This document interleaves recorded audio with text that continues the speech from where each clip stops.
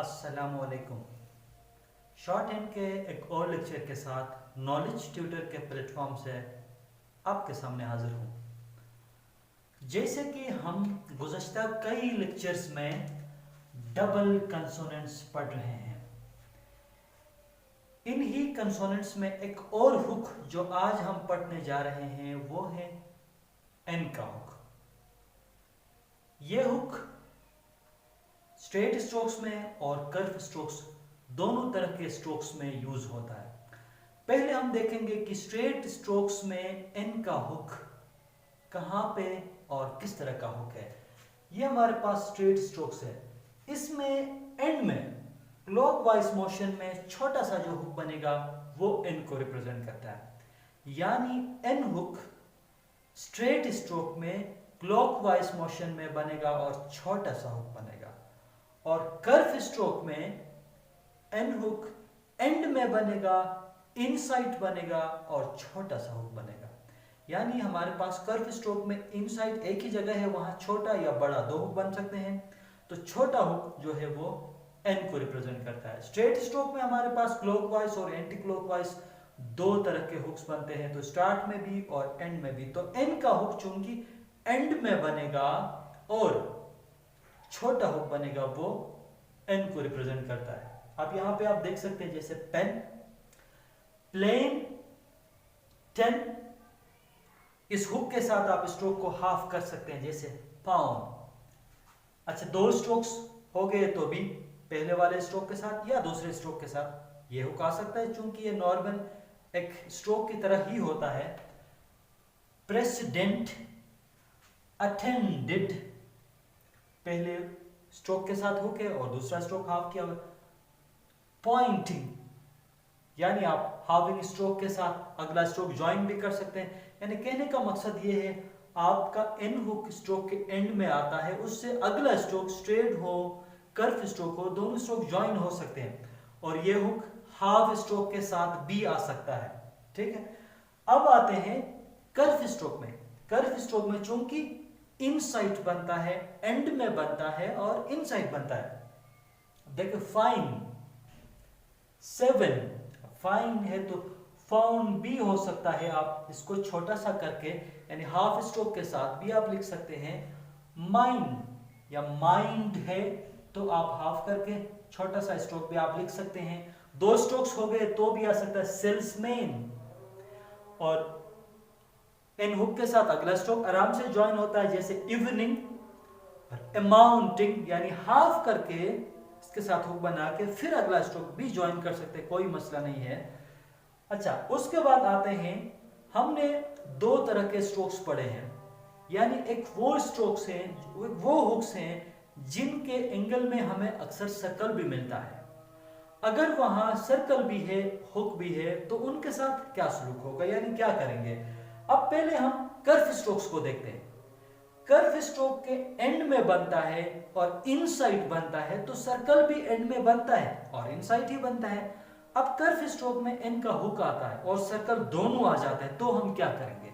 हम ये करेंगे कि कर्व स्ट्रोक के एंड में एन का हुक बनाएंगे और उसी हुक के अंदर सर्कल बनाएंगे, क्योंकि सर्कल की भी प्लेस वही है, हुक की भी प्लेस वही है, तो दोनों को अलग अलग जाहिर करना होगा। अब यहाँ पे आप देख सकते हैं मीन्स, मीन हम यूं मीन लिखते हैं, तो इसके साथ हम सर्कल ऐड करके मीन्स। लोन, हम लोन यूं लिखते हैं, तो लोन्स हैं तो इसके अंदर सर्कल बनाएंगे, लोन्स। अर्न्स, अब अर्न हम यू बनाते हैं तो उसके अंदर सर्कल बना के अर्न।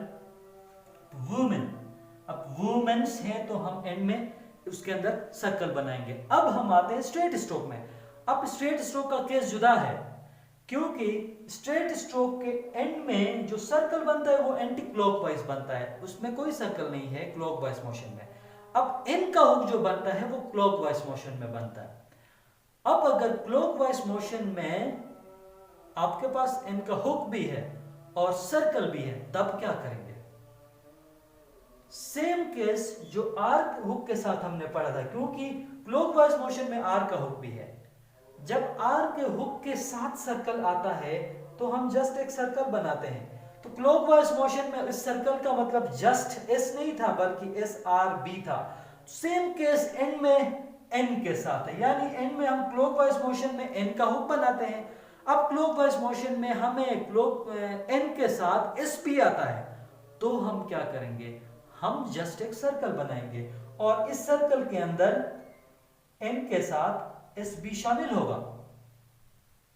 क्यों? अगर हम एंटी क्लॉकवाइज मोशन में सर्कल बनाते हैं तो वो जस्ट एक सर्कल है, एस है या जेड है। हम क्लॉकवाइज मोशन में सर्कल बनाते हैं तो वो जस्ट एस या जेड नहीं है, वहां पे एन भी मौजूद है। तो अब आप यहां देख सकते हैं एक्सपेंस, अगर हम जस्ट यूं लिखते हैं तो एक्सपेन है, हमने एक्सपेंस लिखना है तो एक्सपेंस के लिए हम इस सर्कल बना लेते हैं, तो उसी इस सर्कल के अंदर एन शामिल है। अगर हम एंटी क्लॉकवाइज मोशन में एक एस बना लेते हैं तो एक्सप्रेस होगा, वो एक्सपेंस कभी नहीं होगा, क्योंकि सर्कल की जो प्लेस है वो एंटी क्लॉकवाइज मोशन में। अब उसको हम क्लॉकवाइज मोशन में ले आते हैं तो वहां पे एस के साथ एन भी ऐड होगा। अब ये सिर्फ इस सर्कल के साथ नहीं होगा, हमारे जितने सर्कल्स या हमारे जितने लूप्स एंटी क्लॉकवाइज मोशन में बनते हैं उनको हम क्लॉकवाइज मोशन में कन्वर्ट करते हैं, तो वहां हर एक के साथ एन की मैं बात कर रहा हूं, एन शामिल होगा। अब देखें ये लफ्ज जो है एक्सपेसिस होगा। अब इसको हम क्लॉकवाइज मोशन में घुमाते हैं तो एक्सपेंसेस होगा, क्योंकि इसमें एन भी शामिल है और सेस सर्कल यानी बड़ा सर्कल भी है, तो एक्सपेंसेस, ठीक है। इसी तरह डांसेस, अब डन चूंकि यूं लिखा जाता है, अब इसके साथ एस ऐड करेंगे तो डांस, अब उसके साथ बड़ा एस यानी सेस सर्कल ऐड करते डांसेस, चूंकि वो सर्कल के प्लेस नहीं है, सेस सर्कल के प्लेस नहीं है, वो क्लॉकवाइज मोशन में है तो उसमें एन शामिल होगा, तो डांसेस। इसी तरह लूप चूंकि एस टी को रिप्रेजेंट करता है, एस टी या एस डी को शुरू में आए कि एंड में आए, अब इसको भी अगर हम क्लॉकवाइज मोशन में ले आते हैं तो डांस्ड, एन भी होगा फिर एस टी या एस डी होगा, डांस।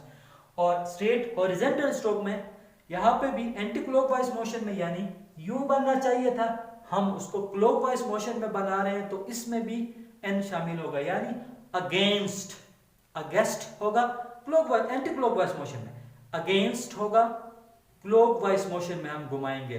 तो ये आपने याद रखना है, जिस एंगल में हम सर्कल बना लेते हैं उस एंगल में सिर्फ सर्कल एस और जेड को रिप्रेजेंट करेगा, उससे एंगल को चेंज करता है। क्लॉकवाइज मोशन में बनाते हैं तो वहां सिर्फ सर्कल नहीं होगा, वहां उसके साथ कोई ना कोई हुक यानी स्टार्ट में आर और होता है। तो अभी आपने देखा स्ट्रेट तकरीबन तमाम स्ट्रोक के साथ आप एन का हुक बना सकते हैं क्योंकि ये एन में बनता है, और कर्व भी तमाम स्ट्रोक के साथ बन जाता है, सिवाय एक स्ट्रोक है इसके साथ एंड में एन का हुक नहीं बनता है, बाकी तकरीबन तमाम स्ट्रोक के साथ आप एन का हुक बना सकते हैं। लेक्चर को देखने का बहुत बहुत